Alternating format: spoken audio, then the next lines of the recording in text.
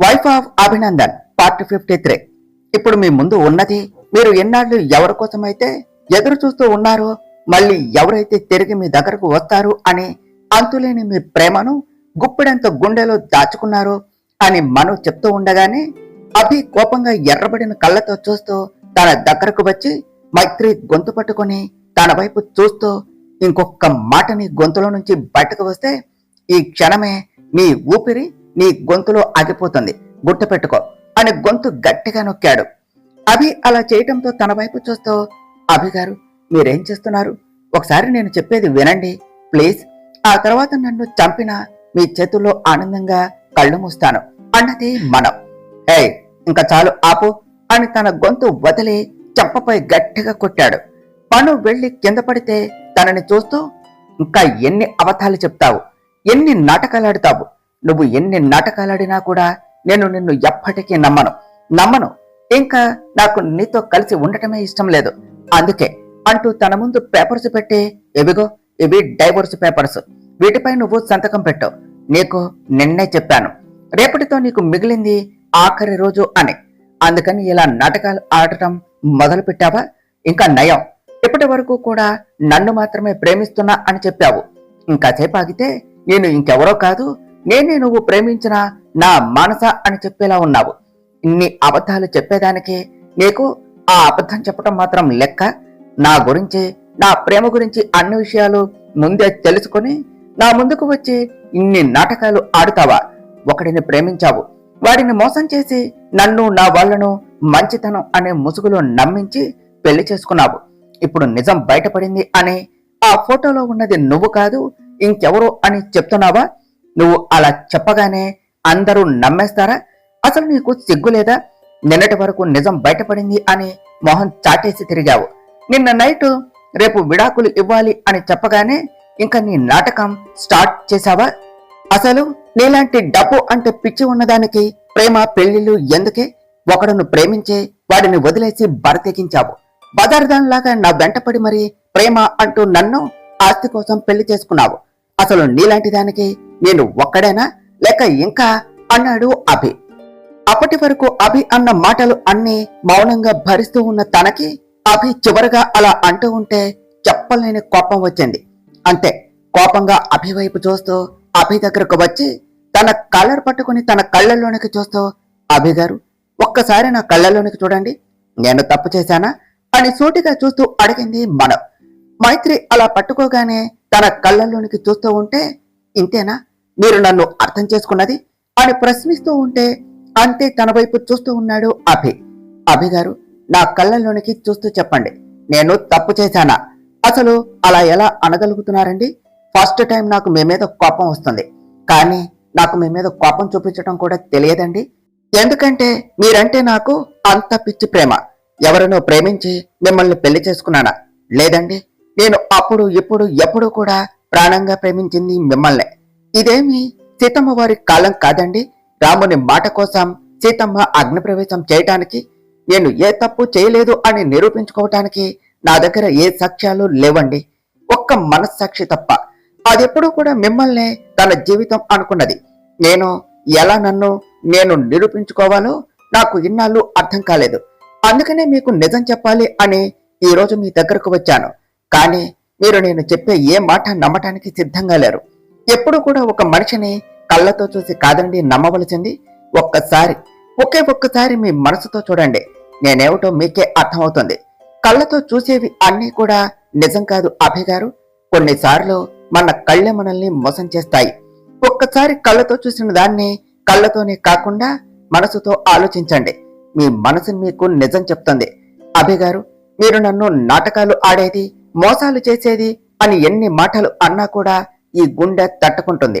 కానీ మన ప్రేమను మోసం అంటే మాత్రం నా వల్ల కాదండి. ఆ క్షణమే ఈ గుండె ఆగిపోతుంది. అందుకనే ఎంతో ఆశగా మీకు చెప్పాలి అనుకున్న ఆ మాట ఇప్పుడు నా పెదవి దాటలేకపోతుంది. ఆడదాని మనసు సముద్రం లాంటిదట. సముద్రంలోని లోతు ఆడదాని మనసులో ప్రేమ ఎప్పటికీ అర్థం చేసుకోలేరు.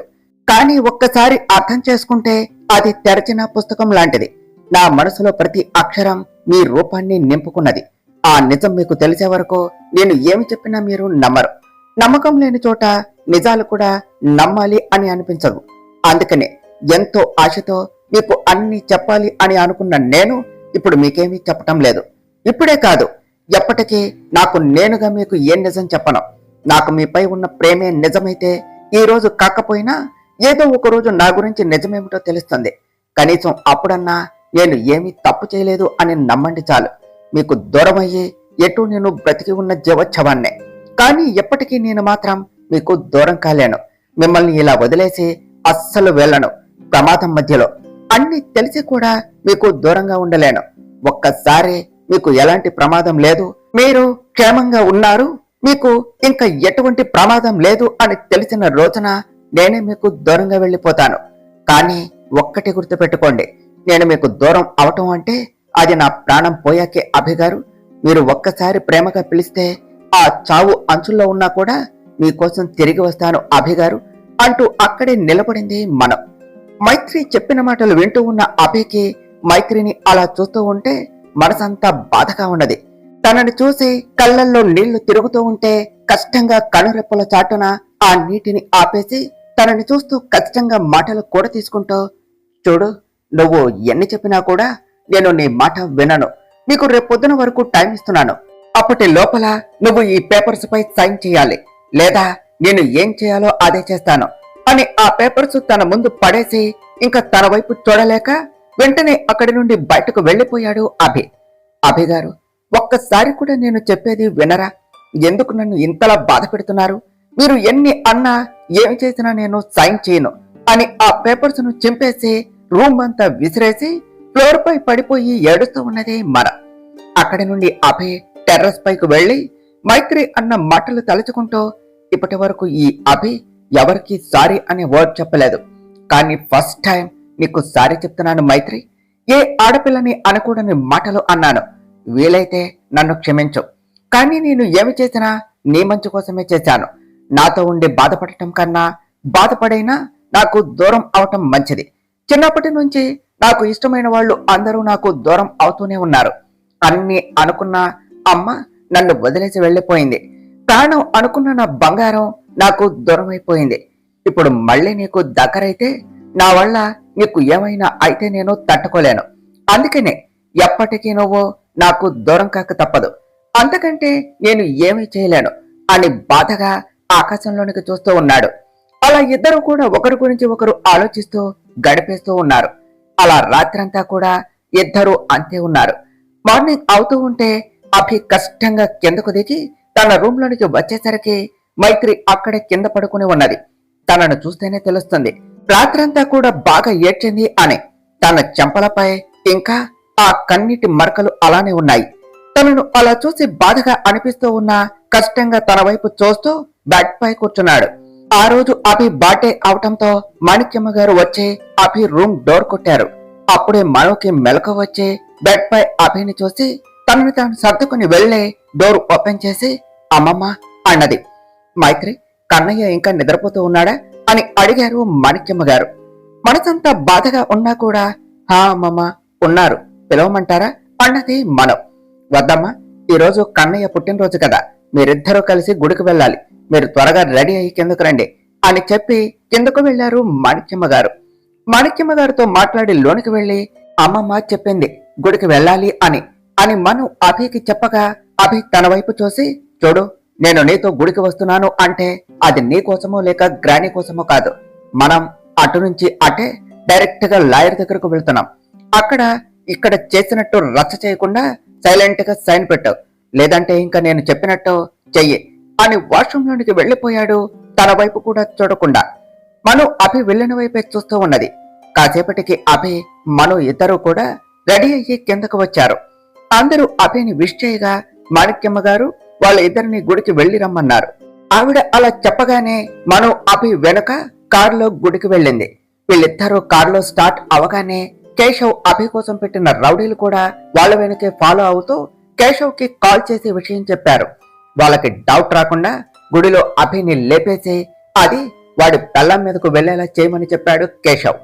కారులో వెళ్తూ ఉన్న అభి మను ఇద్దరు కూడా ఒకరితో ఒకరు మాట్లాడకుండా ఉన్నారు. అభి డ్రైవింగ్ చేస్తూ ఉంటే మను విండోలో నుంచి బయటకు చూస్తూ ఉన్నది. అభి కార్ని గుడి ముందు ఆపగానే మను కారు దిగి అభి వైపు చూసింది. ఏమిటి అలా చూస్తున్నావు అని అడిగాడు అభి. అంటే మీరు గుడిలోనికి రారా అని అడిగింది మను. నాకు రావటం ఇష్టం లేదు. నువ్వు త్వరగా పని పూర్తి చేసుకుని వస్తే మనం లాయర్ దగ్గరకు వెళ్ళాలి అని చెప్పాడు అభి. అభి గారు, నాతో ఎలాగూ జీవితాంతం కలిసి నడవాలి అని అనుకోవటం లేదు. కనీసం గుడిలోకైనా నాతో వస్తారా అని అడిగింది మను. మైత్రి అలా అనగానే అభికి బాధగా అనిపించి తన వైపు చూసి, సరే నువ్వు వెళ్లి గుడిలో పూజ చేయిస్తూ ఉండు, నేను కార్ పార్క్ చేసి వస్తాను అని చెప్పాడు. అభి అలా చెప్పగానే మను లోనికి వెళ్లి అభి పేరు మీద పూజ చేయిస్తూ ఉన్నది. అభి కార్ పార్క్ చేసి మైత్రి కోసం గుడిలోనికి వెళ్తూ ఉన్నాడు. మను గుడిలో అమ్మవారికి దండం పెట్టుకుంటూ అమ్మవారి వైపు చూసి, ఏమిటమ్మా నన్ను చూస్తూ ఉంటే మీకు బాగా నవ్వొస్తుందా? అంత బాగా నవ్వుతున్నారు. ప్రేమించిన వాడు పక్కనే ఉన్న వాడికి నేనే అని చెప్పుకోలేని స్థితిలో నన్ను ఉంచారు. ఆయన నన్ను అనుమానిస్తున్నాను అని చెప్తున్నా కూడా ఆయన కళ్ళు నాకు ఇంకేదో చెప్తూ ఉన్నాయి. ఆయన ప్రేమను చూస్తూ అది నేను అందుకోలేకపోయినా కూడా ఎప్పటికైనా ఆయనకు దగ్గరవుతాను అనే ఆశతో ఉన్నాను. నా బలమే ఆయన. తన కోసమే చావు వరకు వెళ్ళినా మళ్ళీ తిరిగి వచ్చాను. కానీ ఆయనే నాకు దూరం అవుతా అంటే తట్టుకోలేకపోతున్నాను. నేను ఎవరో ఆయనకు నిజం చెప్పలేను. చెప్పినా ఆయన నన్ను నమ్మలేరు. ఇంకా నేను ఆయనకు దూరం అవ్వవలసిందేనా? ఎందుకైనా నా మనసులో ఆయనపై అంత ప్రేమను పెంచుకునేలాగా చేశావు? ఇలా దూరం చేయటానికైనా అంత దగ్గర చేశావు? అలసిపోయానమ్మా, పరిగెత్తి పరిగెత్తి నిజంగానే అలసిపోయాను. ఆయనకు దూరం అవ్వాలి అన్న ఆలోచనే నా మనసును పిండేస్తున్నది. త్వరగా నా సమస్యలు అన్నీ ఒక కొలిక్కి వచ్చి నా అభితో నేను సంతోషంగా ఉండేలాగా చూడమ్మా. ఆయన నాకు ఎప్పటికీ దూరం కాకుండా చెయ్యమ్మా. ఈ సమస్యను ఎలా ఆపాలో నాకు అర్థం కావటం లేదు. అన్నీ తెలిసిన నువ్వే నాకు సాయం చెయ్యి తల్లి. ఇన్నాళ్ళు పోరాడి అలసిపోయాను. ఆయన నన్ను అర్థం చేసుకునేలా చెయ్యమ్మా. నా భర్తకే త్వరగా నిజం తెలిసేలా చెయ్యమ్మా. నేను బతికినా చచ్చినా అది నా భర్త కోసం. ఆయన చేతుల్లోనే జరిగేలాగా చూడు తల్లి అని అమ్మవారికి దండం పెట్టుకున్నది. మను కన్నీరు కరిగించిందో లేక తన ప్రేమే జయించిందో కాని గుడిలోనికి వస్తూ ఉన్న అభి బాబు అనే పిలుపుతో ఆగి వెనక్కు తిరిగాడు. అక్కడ ఉన్న వాళ్ళను చూసి గుర్తుపట్టి ఆంటీ అంటూ పలకరిస్తూ దగ్గరకు వెళ్ళాడు. బాబు, నువ్వు ఆ రోజు ఎయిర్పోర్ట్ లో కలిశామో అన్నారు వాళ్ళు. హా అవునంటీ, నేనే అభి. ఇంకా మీరు డాక్టర్ విశాల్ అంకుల్ ఆంటీ కదా అని ఇద్దరిని పలకరించి మాట్లాడుతూ ఉన్నాడు. అప్పుడే పూజారి గారు వాళ్ళ దగ్గరకు వచ్చి, అమ్మా మీ అమ్మాయి సాక్షి పేరు మీద పూజ పూర్తయింది, ఇంకా అన్నదానం మొదలెడదామా అన్నారు. హా పూజారి గారు, వస్తున్నా అని అభి వైపు చూసి, బాబు అక్కడ అన్నదానం జరుగుతున్నది, నువ్వు కూడా రావచ్చు కదా అని అడిగారు జానకి గారు. అభి సాక్షి అన్న పేరు వినగానే ఆలోచిస్తూ, సాక్షి అంటే విశాల్ ప్రేమించిన అమ్మాయి కదా అని అనుకుంటూ ఉంటే జానకి గారు కదిలించటంతో, మీ అమ్మాయి సాక్షి గారు ఎక్కడా, ఒకసారి నేను చూడవచ్చా అని అడిగాడు. అభి అలా అనగానే బాధగా, తను మిమ్మల్నే కాదు బాబు, ఇంకా ఎవ్వరిని ఎప్పటికీ కలవదు అన్నారు జానకి గారు. ఎందుకంటే అని అడిగాడు అభి. ఎందుకంటే నా కూతురు సరిగ్గా 3 years బ్యాక్ ఇదే రోజున మా అందరినీ అన్యాయం చేసి మాకు దూరంగా వెళ్లిపోయింది. ఈ రోజు నా చిట్టి తల్లి చనిపోయిన రోజు. అందుకని ఈ రోజు తన పేరు మీద పూజలు అన్నదానం జరిపిస్తున్నాము అని అక్కడ పెట్టిన సాక్షి ఫోటోని చూపించి, తనే నా కూతురు సాక్షి అని చెప్పారు జానకి గారు. జానకి గారు అలా చెప్పగానే అభి ఆ ఫోటో వైపు చూసి అక్కడ ఉన్న మైత్రి ఫోటోను చూసి అభికి ఇంకా ఏమీ వినిపించటం లేదు. సాక్షి చనిపోయింది అంటే ఇప్పుడు నా దగ్గర ఉన్నది ఎవరు అని తన మైండ్ అంతా కూడా బ్లర్ గా ఉన్నది. చంద్రశేఖర్ గారు జానకి గారిని సముదాయించి అభి వైపు చూసి, బాబు మేము మళ్ళీ కలుస్తాము అని తనను తీసుకుని వెళ్లిపోయారు. అభికి వాళ్ళు చెప్పిన మాటలు ఏమీ వినిపించటం లేదు. సాక్షి చనిపోయింది నిజమైతే మరి నా దగ్గర ఉన్నది ఎవరు? తను నా పక్కన ఉంటే నా బంగారమే నా చుట్టూ తిరుగుతుంది అని అనిపిస్తుంది. అంటే తను అని ఆలోచించుకుంటూ ఎటు వెళ్తున్నాడో ఎలా వెళ్తున్నాడో కూడా తెలియకుండా అలా ముందుకు వెళుతూ ఉన్నాడు అభి. మను గుడిలో అమ్మవారికి దండం పెట్టుకుని అభి ఇంకా రాకపోవటంతో, నా మీద కోపంతో రాకుండా అక్కడే ఉన్నారా అని అనుకుని గుడి నుంచి బయటకు వచ్చి అభి కోసం చుట్టూ చూస్తూ ఉంటే దూరంగా అభి రోడ్ పై నడుచుకుంటూ వెళ్తూ ఉండటం చూసి, ఇదేమిటి అభి గారు ఇలా వెళ్తున్నారు అని తన వైపు వెళ్తూ పక్కన చూస్తూ ఉంటే అభికి కొంచెం దగ్గరగా కొంతమంది రౌడీలు కత్తి పట్టుకుని అభి వైపు వెళ్లటం చూసి కంగారు పడుతూ భయంగా అభి గారు అంటూ అభి వైపు పరిగెత్తింది మనం. అభి లోకంతో సంబంధం లేకుండా అలా నడుస్తూ వెళుతూ ఉంటే మను అభిగారు అభిగారు అని పిలుస్తూ తన వెనుక వస్తూ ఉన్నది. ఆ రౌడీలు అభి పక్క నుంచి అభికి దగ్గరగా వెళ్లి అభిని కత్తితో వెనుక నుంచి పొడవబోతూ ఉంటే మను అప్పుడే అభి దగ్గరకు చేరుకొని అభిని పొడవబోతూ ఉన్న కత్తికి ఎదురుగా నిల్చున్నది.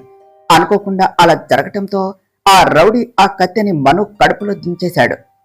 మను తనకి కత్తి గుచ్చుకోగానే అభిగారు అని అరిచి అంతే వెనక్కు పడబోయింది. అభిగారు అని పెద్దగా పిలవటంతో వెనక్కు చూసి రక్తపు మడుగులో వెనక్కు పడబోతూ ఉన్న తనని అలాగే ముందుకు వచ్చి పట్టుకుని ఏమైంది అని కంగారుగా అడిగాడు అభి. మను అభిని చూసి అభిగారు మీకేమీ కాలేదు కదా, మీరు బాగానే ఉన్నారు కదా అని చెంపలు తడుముతూ ఉన్నది. మైత్రి ఈ రక్తం ఏమిటి? రేయ్ ఎవర్రా మీరంతా, తనని ఎందుకు చంపాలి అని చూశారు అని అడిగాడు అభి. మేము చంపాలి అని వచ్చింది నిన్నేరా, కానీ నీ పెళ్ళానికి నువ్వంటే మస్తు ఇష్టం అనుకుంటా. దాని ప్రాణాల్ని అడ్డుగా పెట్టి నిన్ను కాపాడింది, కానీ ఇప్పుడు మా నుంచి నిన్నెవరు కాపాడుతారు అన్నాడు రౌడీ. రేయ్ అని మైత్రిని చూసి ఒక్క 2 మినిట్స్ నీకేమీ కాదు, నిన్ను నేను కాపాడుకుంటాను అని కోపంగా పైకి లేచి ఆ రౌడీల ముందుకు వెళ్లి కాలరుద్రుడై ఎర్రపడిన కళ్ళతో వాళ్లను చూస్తూ ఒక్కొక్కడిని ఒక్క దెబ్బకే నేల కరిచేలా చేస్తూ 2 నిమిషాల్లో అందరినీ చావగొట్టి పరుగున మైత్రి దగ్గరకు వెళ్లి తనని తన 2 చేతుల్లోనికి తీసుకుని కారు దగ్గరకు తీసుకుని వెళ్ళాడు. అభి కళ్ళ నుండి కారుతున్న కన్నీళ్లను తుడుస్తూ అభిగారు మీరు ఇలా ఏడిస్తే నేను చూడలేను, మీరు ఎప్పుడూ నవ్వుతూనే ఉండాలి.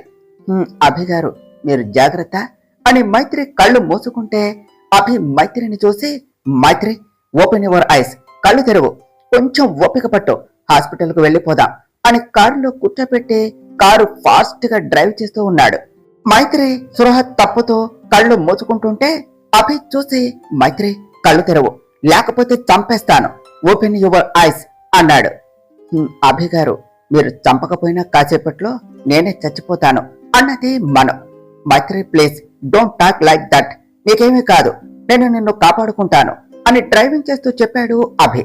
అభిగారు నేను మీతో జీవితాంతం సంతోషంగా గడపాలి అని ఎన్నో కలలు కన్నాను, కానీ ఆ కలల్ని మిమ్మల్ని వదిలేసి మధ్యలోనే వెళ్ళిపోతున్నాను. మీతో చాలా మాట్లాడాలి అని ఉందండి, కానీ నాకు అంత టైం లేదు. నేను పోయే ముందు మీతో ఒక విషయం చెప్పాలి. నేను నిజంగా ఏ తప్పు చేయలేదు అభిగారు, మీరు అన్నట్టు నేను అలాంటిదాన్ని కాదు. ఇన్నాళ్ళు నేను చెప్పిన మాట మీరు నమ్మలేదు, కానీ చచ్చిపోయే ముందు ఎవరు అబద్ధం చెప్పరు. నిజంగానే నాకు ఏ పాపం తెలియదండి. అప్పుడు ఇప్పుడు ఎప్పుడూ కూడా నా మనసులో ఎప్పుడు ఉన్నది మీ రూపమే అభిగారు. ఈ గుండె ఇంకా కొట్టుకుంటుంది అంటే అది మీకోసమే. నిన్న మీకు ఇన్నాళ్ల నుంచి చెప్పకుండా దాచిపెట్టిన అన్ని నిజాలు చెప్పి మిమ్మల్ని మీ కళ్ళల్లో ఇన్నాళ్ళు నేను చూడకుండా ఉన్న సంతోషాన్ని చూడాలి అనుకున్నాను, కానీ మీరు నాకు చెప్పే అవకాశం ఇవ్వలేదు. కానీ ఈరోజు శాశ్వతంగా ఆ దేవుడే నాకు ఆ అవకాశాన్ని ఇవ్వకుండా నన్ను తీసుకొని వెళ్ళిపోతున్నాడు. ఆ నిజాన్ని మీకు ఇప్పుడు చెప్పి మిమ్మల్ని నేను బాధ పెట్టలేను. ఇప్పుడు ఆ దేవుడు నాకు ఆ అవకాశం లేకుండా చేశాడు. మీ కళ్ళల్లో కన్నీళ్లు చూస్తే నిన్ను తట్టుకోలేను. మీరెప్పుడు నవ్వుతూ ఉండాలి. నా కోసం ఒక్కసారి నవ్వుతారా అభిగారు? మీరు నవ్వటం చూసి ఎన్నో సంవత్సరాలు అయిపోయిందండి. ఒక్కసారి నా కోసం ప్లీజ్. మళ్ళీ నేను మిమ్మల్ని చూడాలి అనుకున్నా చూడలేనేమో అభిగారు, నా కోసం ప్లీజ్ అన్నది మనం. మైత్రి ప్లీజ్ అలా మాట్లాడకు, నీకేమీ కాదు, నేను ఉన్నాను, కొంచెం ఓపిక పట్టు, దగ్గరకు వచ్చేశాం. నేను నీ మీద ప్రేమ లేక దూరం చేసుకోవాలి అని అనుకోలేదు మైత్రి. నా ప్రేమను నీకు పంచలేక నిన్ను కష్టపెట్టలేక దూరం చేసుకోవాలి అని అనుకున్నాను. నీ మీద నేను కోపాన్ని పెంచుకున్నాను అని అనుకుంటూనే నాకే తెలియకుండా నిన్ను ప్రేమించడం మొదలు పెట్టాను. ఎంతలా అంటే ఒక్కరోజు నువ్వు లేకపోయినా నేను ఉండలేనేమో అనే అంతగా నీ మీద ఎంత ప్రేమ పెంచుకున్నాను అంటే నువ్వు నా పక్కన ఉంటే నా మను నా పక్కనే ఉందా అనే అంతగా, ఒక్కోసారి నువ్వే నా బంగారం అని అనుకునే అంతగా, నిన్ను చూస్తూ నీ ప్రేమలో ఎక్కడ నన్ను నేనే మర్చిపోతానో, నా ప్రేమను నేనే వదులుకుంటానో అని నిన్ను దూరం పెట్టాలి అని అనుకున్నాను. ఒకరిని ప్రేమించి మళ్ళీ నిన్ను ప్రేమిస్తున్నా అన్న నిజాన్ని ఒప్పుకోలేక నిన్ను దూరం చేసుకోవటానికి నా కళ్ళ ముందు కనిపించేదే నిజం అని నమ్మాను అని నటించాను. అంతేకాని నీ మీద అనుమానంతో కాదు. ఇప్పుడు చెప్తున్నాను, నువ్వేం తప్పు చేయలేదు అని నేను నమ్ముతున్నాను. నీకేమీ కాదు మైత్రి, ప్లీజ్ కొంచెం ఓపిక పట్టు. నా కోసం అన్నాడు అభి. అభి గారు, నిజంగా నేనేం తప్పు చేయలేదు అని మీరు నమ్ముతున్నారా? నాకు అది చాలు అభి గారు. ఇంకా నేను చచ్చినా పర్వాలేదు. ఈ క్షణం నిజంగానే నేను మళ్ళీ కొత్తగా పుట్టానండి. మీకు నాపై అనుమానం లేదు అన్న ఒక్క మాట చాలండి. ఇలా చచ్చిపోమన్నా సంతోషంగా మీ చేతుల్లో చచ్చిపోతాను అన్నది మనం. ఇంకోసారి చస్తా అంటే నిజంగానే చంపేస్తాను. నీకేం కాదు మైత్రి. నీకు దూరం అవ్వాలి అనుకున్నాను, కానీ నిన్ను ఇలా చూస్తూ ఉంటే తెలుస్తుంది నీకు దూరం అయ్యి నేను కూడా ఉండలేను. నీ ప్రేమను చూసి కూడా చూడనట్టు ఉండి నిన్ను దూరం చేసుకోవాలి అనుకున్నాను, కానీ నువ్వు నాతో ఉండవేమో అన్న ఊహనే నేను భరించలేకపోతున్నాను మైత్రి. నాకు నువ్వు కావాలి మైత్రి. నీ ప్రేమ కావాలి, నీతో జీవితం కావాలి. నువ్వు లేకపోతే నేను ఎలా ఉండాలి? నా కోపాన్ని, నన్ను భరించే అంత ఓర్పు ఇంకెవరికుంటుంది? నేను నిన్ను ఎన్ని మాటలు అన్నా చిరునవ్వుతో నన్ను పలకరించి నువ్వు లేకపోతే ఇంకా నన్ను పలకరించేది ఎవరు? నువ్వు వద్దు, నీతో జీవితం వద్దు అనుకుంటూనే నువ్వే నా జీవితం అయిపోయావు మైత్రి. నా కోసం ఏమైనా చేస్తా అంటావుగా? అయితే ఇప్పుడు నేను అడిగింది నాకు ఇవ్వు. నన్ను వదిలి వెళ్ళిపోతాను అని మాత్రం అనకు. నువ్వు నాతోనే ఉండు ప్లీజ్ మైత్రి, నా కోసం అన్నాడు అభి. అభి గారు, ఈ క్షణం కోసం ఎన్నో రోజులుగా ఎదురు చూస్తున్నాను. ఇలాంటి రోజు వస్తుంది అంటే నేను ఎప్పుడో చచ్చిపోవటానికి కూడా వెనకాడేదాన్ని కాదండి అన్నదే మనం. హే మెంటల్ అన్నాడు అభి. అభి గారు, మీ ప్రేమను చూసిన నాకు ఏం కాదండి. ఒకవేళ నాకు ఏమైనా కూడా మీరు ఒక్కసారి నన్ను ప్రేమగా పిలిస్తే మృత్యువును సైతం జయించి మీకోసం వచ్చేస్తాను అన్నది మనం. హాస్పిటల్ వచ్చేస్తుంది, ప్లీజ్ కళ్ళు తెరువు మైత్రి అన్నాడు అభి. ఇన్ని రోజులు అందదు అనుకున్న మీ ప్రేమ నాకు చేరువైంది. నన్ను, నా ప్రేమను అర్థం చేసుకోలేకపోయారు అని ఎంతగానో బాధపడ్డాను. కానీ మీ మనసులో ఎప్పటికీ నా స్థానం అలానే ఉన్నది. నా రూపం మారిపోయినా మీ మనసులో నాపై మీకున్న ప్రేమ ఎప్పటికీ మారదు అని తెలిసింది అభి గారు. అభి గారు, నేను మళ్ళీ తిరిగి వస్తానో లేదో నా ఆఖరి కోరిక అనుకుని నా కోరిక తీర్చండి. ఒకే ఒక్కసారి మిమ్మల్ని ముద్దు పెట్టుకుంటాను ప్లీజ్ అభి గారు. నేను మిమ్మల్ని అడిగే ఆఖరి కోరిక అనుకోండి. మళ్ళీ అడగాలన్నా నేను ఉంటానో లేదో అని మాటలు పొడదీసుకుంటూ ఆగి ఆగి మాట్లాడుతూ ఉన్నది మనం. మైత్రిని అలా చూసిన అభయ్కి మైత్రి ఏం మాట్లాడుతుందో కూడా సరిగా పట్టించుకోలేకపోతున్నాడు. తన వైపు చూస్తూ, మైత్రి ప్లీజ్ అలా అనుకో, ఇకపై అన్ని నీకు నచ్చినట్టే చేస్తాను, నీకెప్పుడు అడ్డు చెప్పను అన్నాడు అభి. అభి గారు, నాకు మీ ప్రేమ చాలండి అని తన సీట్లో నుంచి బలవంతంగా పైకి లేచి డ్రైవింగ్ సీట్లో ఉన్న అభి నుదుటిపై ముద్దు పెట్టుకుని, అభి గారు, 3 ఏళ్ల క్రితం ఈ రోజే మీ నుంచి మీ ప్రేమకు దూరం అయ్యాను. అప్పుడు నాకు తెలియకుండా దూరం అయ్యాను. ఇప్పుడు తెలిసి కూడా ఆపలేకపోతున్నాను. నాకు ఒక మాట ఇవ్వండి అభి గారు. మీరు మాత్రం ఎప్పుడూ సంతోషంగా ఉండాలండి. మీ నవ్వులో నేనెప్పుడూ బ్రతికే ఉంటాను అని తన గుండెలపై వాలిపోయింది మనం. డ్రైవింగ్ చేస్తూ ఉన్న అభి మైత్రి అలా తన గుండెలపై పడగానే మైత్రి మైత్రి అంటూ తనని లేపుతూ హాస్పిటల్ ముందు కారు ఆపి మైత్రిని పట్టుకుని ఒక్కసారిగా తను ఏం చూస్తున్నాడో నమ్మలేక స్థానువైపోతూ అలానే తన వైపు చూస్తూ తన మెడలో చైన్ కి చిక్కుకుని ఉన్న మైత్రి మెడలో చైన్ ని చూస్తూ తను చూస్తున్నది కలో నిజమో నమ్మలేక ఆ చైన్ వైపు మైత్రి వైపు మార్చి చూస్తూ మానస అని షాక్ గా అన్నాడు. ఇన్నాళ్ల తన మనసులోని సంఘర్షణకు సమాధానం దొరికినట్టుగా కుప్పకూలిపోయింది అనుకున్న రంగుల ప్రపంచం హరివిల్లు నింపుకొని నా ముందుకు వచ్చిందా? ఇన్నాళ్ళు కళ్ళు ఉండి నిజాన్ని చూడలేకపోయినా నా మనసు చెప్పినా నా కళ్ళ ముందు నా బంగారాన్ని ఉంచుకొని చేతులారా తలదన్నుకున్నానా అని తను అన్న మాటలన్నీ గుర్తు చేసుకుంటూ స్పృహలో లేని తనను పట్టుకుని మానస మానస బంగారం ఒక్కసారి లేమా అంటూ కదిపాడు. ఎంతకీ తను స్పృహలోనికి రాకపోయేసరికి, మానస, నేను ప్రేమగా పిలిస్తే నా కోసం తిరిగి వస్తా అన్నావు, ఒక్కసారి కళ్ళు తెరువు బంగారం, మనం మానస అని పెద్దగా అరిచాడు అభి.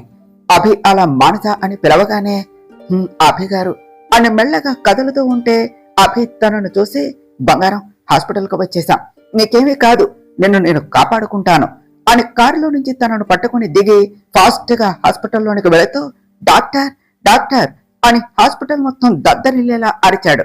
అందరూ కూడా అభిని ఇంకా తన చేతిలో ఉన్న అమ్మాయిని వింతగా చూస్తూ ఉన్నారు. అభి అవేమీ పట్టించుకోకుండా మనో వైపు చూస్తూ, బంగారం, ఒక్క 2 మినిట్స్ కళ్ళు తెరిచే ఉండు నా కోసం ప్లీజ్ మా, డాక్టర్ త్వరగా రండి అని అంటూ ఉంటే అక్కడికి డాక్టర్స్ వచ్చి అభిని చూసి సార్ కూల్ డౌన్ అని మనో వైపు చూసి, సార్ ఆ అమ్మాయి ఎవరు అని అన్నారు. అభి కోపంగా, she is my wife, first start the treatment అని కోపంగా అన్నాడు. మనం అలా మైకంలో ఉన్నా కూడా అభి తనని షీ ఈజ్ మై వైఫ్ అని అంటే ఆ మాటలే తన చెవుల్లో మారు మోగుతూ ఉంటే ప్రేమగా తన చేతితో అభి చెంప తడుముతూ ఉన్నది. బయట ఏదో గొడవగా ఉంది అని అప్పుడే ఆపరేషన్ కంప్లీట్ చేసుకుని వచ్చిన డాక్టర్ బయటకు వచ్చి అక్కడ అభిని చూసి, అభి మీరేమిటి ఇక్కడ అంటూ తన దగ్గరకు వచ్చాడు. అభి ఆ డాక్టర్ ని చూసి, విశాల్ నువ్వా? విశాల్ ఇవన్నీ తర్వాత, ముందు నా వైఫ్ కు ట్రీట్మెంట్ స్టార్ట్ చెయ్యి, ఎలాగైనా తనని కాపాడు అన్నాడు. అప్పటికే అభి చేతిలో ఉన్న మానసాన్ని చూసి షాక్ అవుతూ, అభి మాటలు విని అన్ని తర్వాత మాట్లాడుకుందాం అని నర్స్ ఫస్ట్ స్ట్రెచర్ తీసుకురండి అని మన్నుని దానిపై పడుకోబెట్టి ఆపరేషన్ థియేటర్ లోనికి తీసుకుని వెళ్ళాడు విశాల్. అభి అక్కడే ఐసీయూ బయట నిలబడి లోనికి చూస్తూ ఉన్నాడు. అప్పుడే తన మొబైల్ పదే పదే రింగ్ అవుతూ ఉంటే పాకెట్ లో నుంచి మొబైల్ బయటకు తీసి స్క్రీన్ పై సంతోష్ అని పేరు చూసి లెఫ్ట్ చేసి, సంతోష్ వెంటనే ఎక్కడున్న హాస్పిటల్ కు రమ్మని అడ్రస్ చెప్పి కాల్ కట్ చేసి డాక్టర్ ఎప్పుడు వస్తాడా అని చూస్తూ ఉన్నాడు.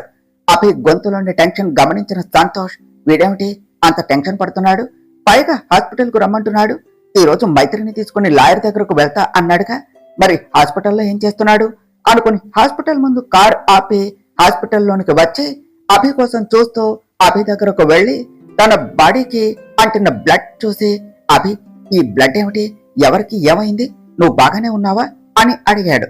అభి లోకంతో సంబంధం లేకుండా ఐసీయూలోనికి చూస్తూ ఉన్నాడు. రే బావా, నేను నీతోనే మాట్లాడుతూ ఉంటే అటు ఎటో చూస్తావేమిటి, అయినా లాయర్ దగ్గరకు వెళ్తాను అని హాస్పిటల్లో ఏం చేస్తున్నావు, ఈ బ్లడ్ ఏమిటి షర్ట్ అంతా, రే నిన్నేరా, అడుగుతుంటే ఏమి పట్టనట్టు ఎటు చూస్తున్నావు అని అభి చూస్తూ ఉన్న వైపు చూసి షాక్ గా చూస్తూ ఉన్నాడు. మరో ప్రక్క, ఛ ఇంత టైం అయినా కూడా వాళ్ళు అభిని చంపేశాం అని కాల్ చేసి చెప్పలేదేమిటి, నేను కాల్ చేస్తుంటే లిఫ్ట్ కూడా చేయటం లేదు, త్వరగా అభిని లేపేశాం అనే గుడ్ న్యూస్ తో ఫోన్ చేయండిరా అని టెన్స్ అవుతూ ఫోన్ వైపు చూస్తూ ఉన్నాడు కేశవ్. డాడ్ అభిని లేపేస్తున్నా అన్నావు, మరేమైంది అంటూ వచ్చి తన పక్కన కూర్చున్నాడు అరుణ్. నేను కూడా వాళ్ళ కాల్ కోసమే వెయిట్ చేస్తున్నా అంటూ మాట్లాడుతూ ఉంటే ఆ రౌడీల నుంచి ఫోన్ రావటం చూసి, ఆ రౌడీలే చేస్తున్నారు, అభిని లేపేశారు అన్న గుడ్ న్యూస్ చెప్తారు అంటూ కాల్ లిఫ్ట్ చేసి, హలో చెప్పరా, ఆ అభిని పైకి పార్సల్ చేసేశారా అని అడిగాడు కేశవ్. సార్ మీరు చెప్పినట్టే అభిని చంపాలి అని వెనుక నుంచి కత్తితో పొడవబోతూ ఉంటే వాడి పెళ్ళం ఆ అభికి అడ్డుగా వచ్చింది. ఇంకా ఆ కత్తి వాడి పెళ్ళానికి పొడుచుకుంది. ఇంకా అది చూసి ఆ అభి ఒక్క దెబ్బతో మన వాళ్ళందరినీ మళ్లీ పైకి లేవకుండా కొట్టి వాడి పెళ్ళాన్ని తీసుకుని వెళ్లిపోయాడు. నేను వాడికి కనిపించకుండా పక్కన ఉన్నాను కాబట్టి నేను ఒక్కడిని మిగిలాను. మిగిలిన వాళ్ళని హాస్పిటల్ కు తీసుకుని వెళ్తే వాళ్లకు నయం అవటానికి 6 months పడుతుంది అట డాక్టర్ చెప్పాడు అని చెప్పాడు రౌడీ. సన్నాసుల్లారా, ఒక్క పని సరిగ్గా చేయరు, ఇంతమంది కలిసి వెళ్లి ఒక్కడిని చంపలేక చావు దెబ్బలు తిన్నారా, సరే ఇంకా మీరు అక్కడ ఉండకండి, మిమ్మల్ని వాడు చూస్తే నా పని అయిపోతుంది, మీరు ఈ విషయాన్ని ఎవరికి చెప్పకుండా ఎక్కడికైనా పారిపోండి అని చెప్పాడు కేశవ్. సార్ కానీ ఈ విషయం మన బాస్ కి తెలిసిపోయింది అన్నాడు కేశవ్. ఏమంటున్నావు, మన బాస్ కి ఈ విషయం ఎందుకు చెప్పావు, నేను ఎవరికి చెప్పొద్దు అని చెప్పా కదా అన్నాడు కేశవ్. సార్ మన వాళ్లకు దెబ్బలు తగలటంతో బాస్ కి తెలిసిపోయింది అని చెప్పాడు రౌడీ.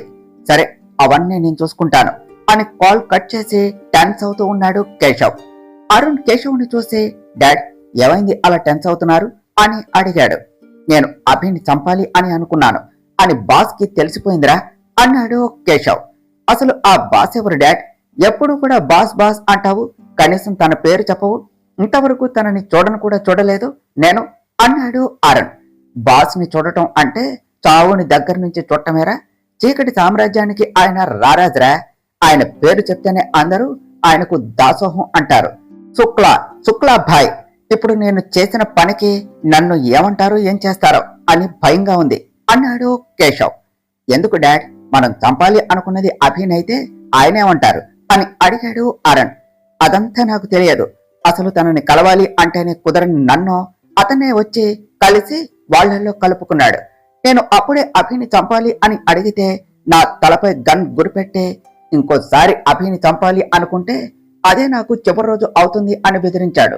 అలాంటిది ఇప్పుడు నేను అనుకోవటం కాదు, చంపబోయాను, ఇప్పుడు నన్ను ఏం చేస్తాడో అని భయంగా ఉంది అన్నాడు కేశవ్. ఎందుకు డాడ్?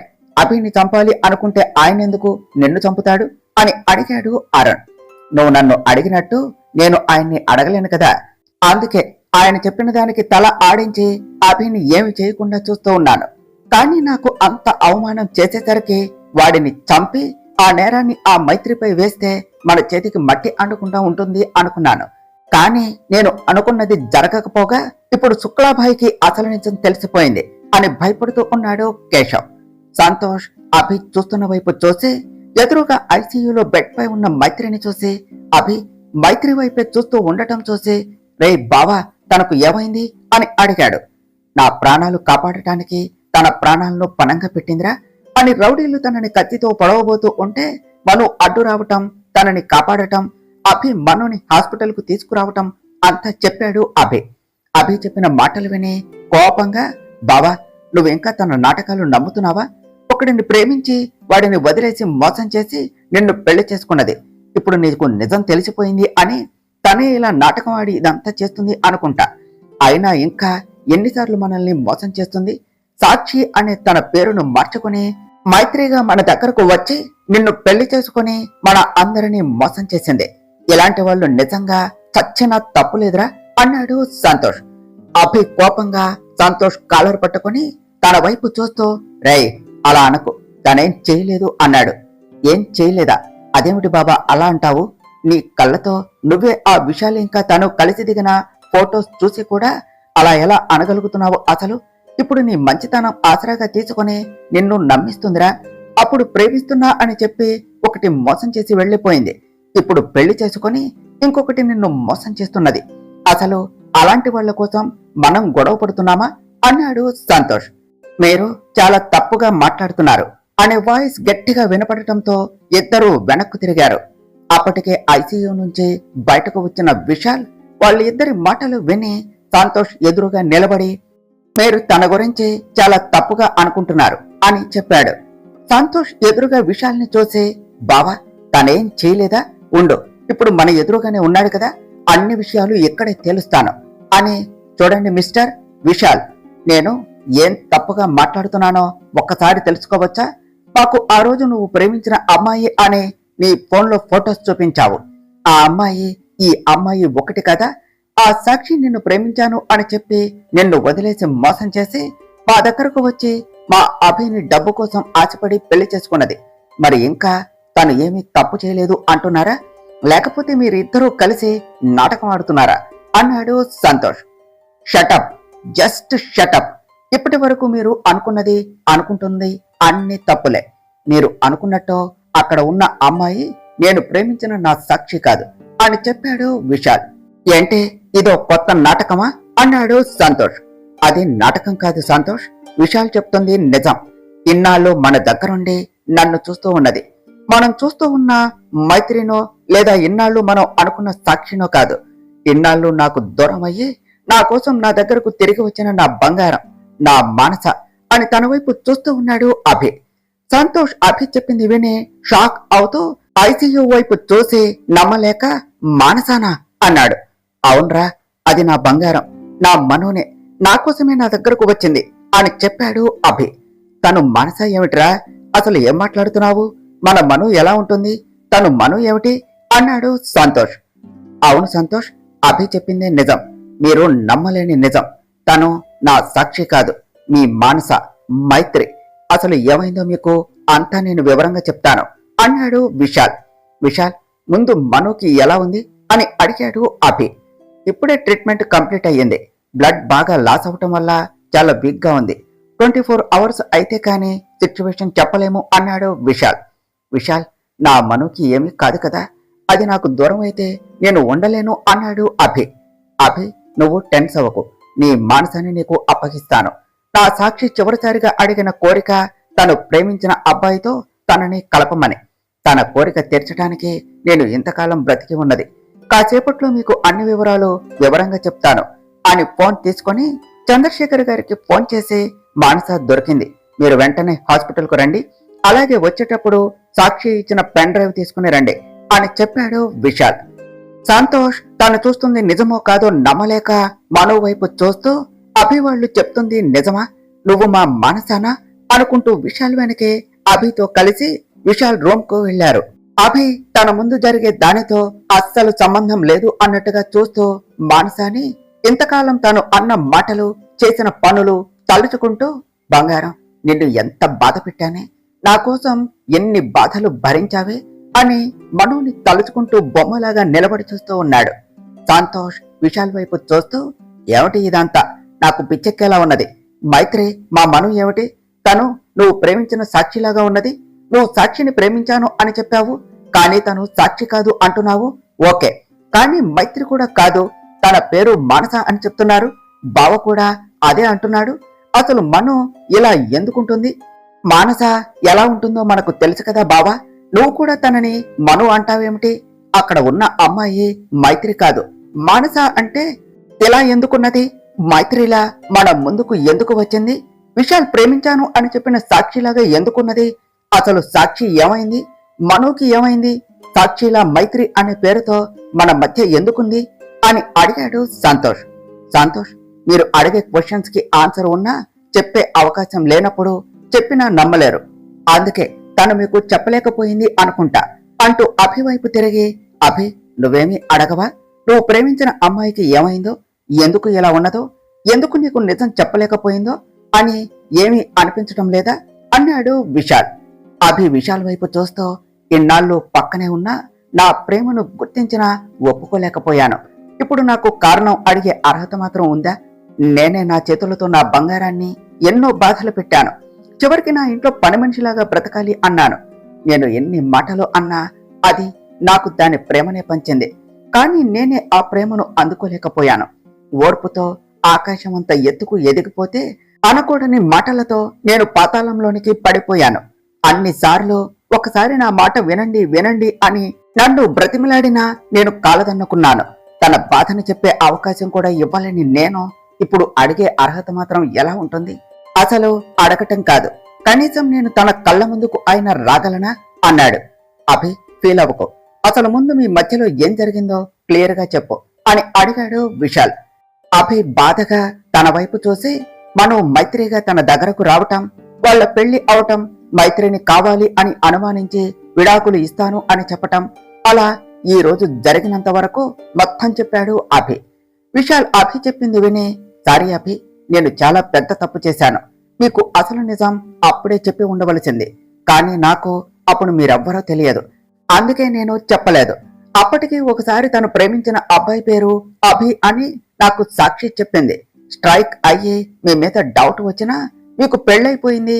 పైగా ఆ అమ్మాయిని నేను ఆ రోజు మీతో పాటు మాల్లో చూశాను కదా, అందుకనే లైట్ తీసుకున్నాను.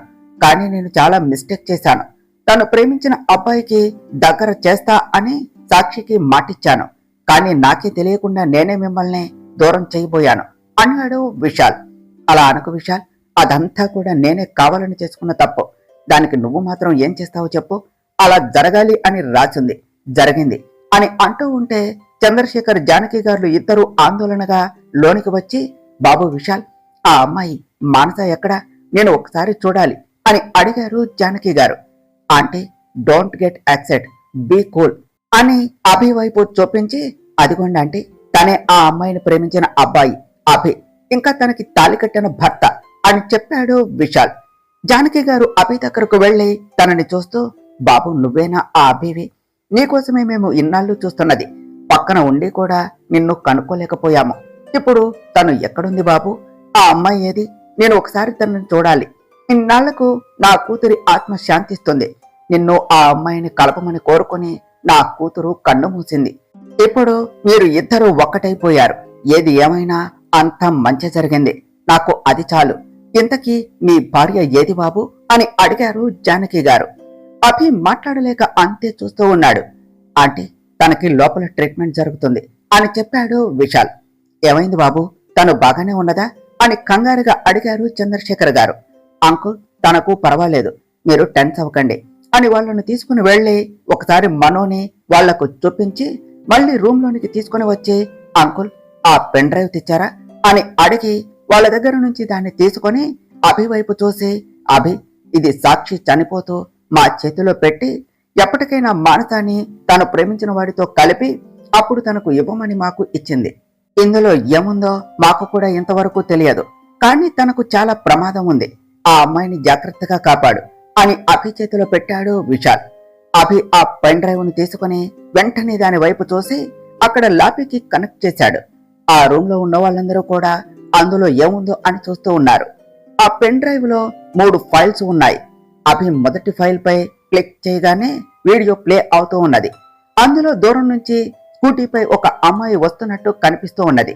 చీకటిగా ఉండటం వల్ల సరిగా కనిపించటం లేదు. కాసేపటికు ఆ అమ్మాయిని చూసి అభి అప్రయత్నంగా బంగారం అన్నాడు. అంతే, వాళ్ళందరికీ అర్థమైంది అక్కడ ఉన్నది మానస అని. అందరూ వీడియో చూస్తూ ఉన్నారు. తర్వాత ఏమి జరిగిందో నెక్స్ట్ పార్ట్లో తెలుసుకుందాం ఫ్రెండ్స్.